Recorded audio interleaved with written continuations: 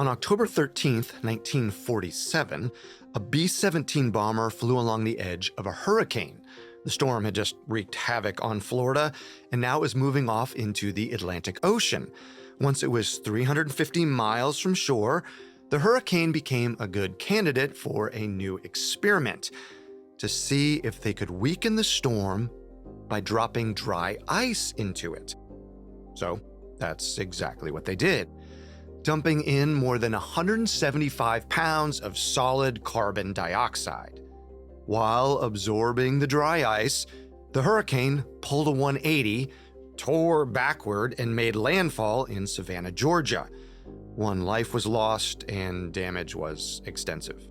At first, nobody could be sure what happened, but it looked like Project Cirrus had caused the hurricane to go haywire.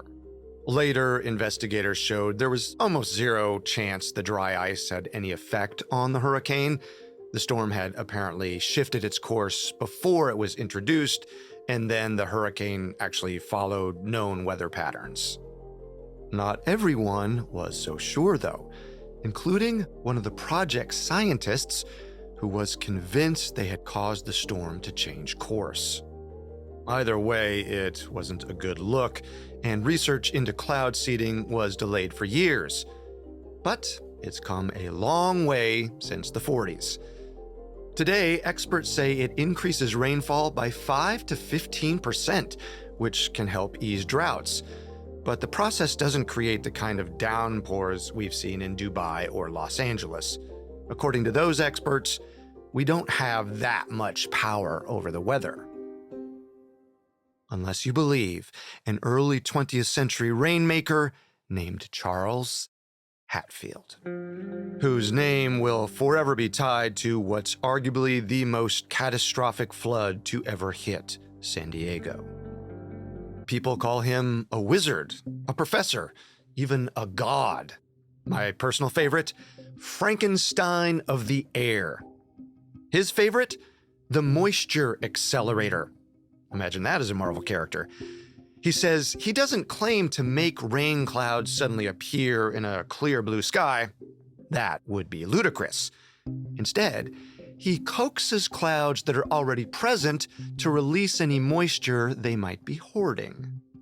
To do this, he sits atop a tower, where he releases chemical vapors into the air.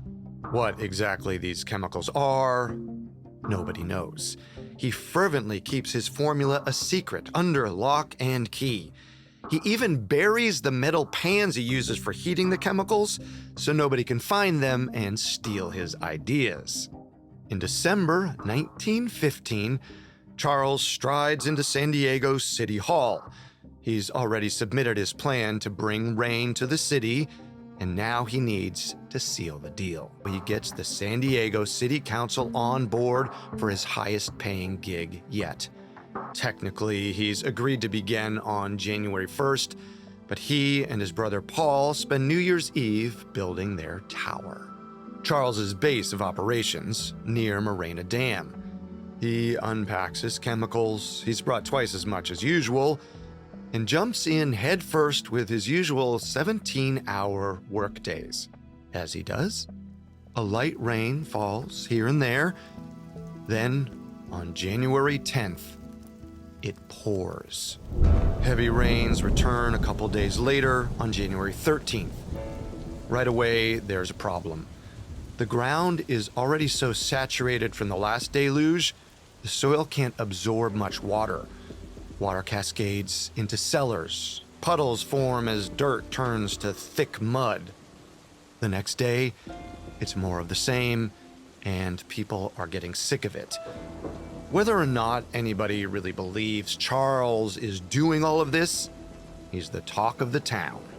And he'll stay on people's minds as over the next 2 weeks, it keeps raining, turning a welcome shower into a deadly disaster. One that's still, to this day, known as Hatfield's Flood.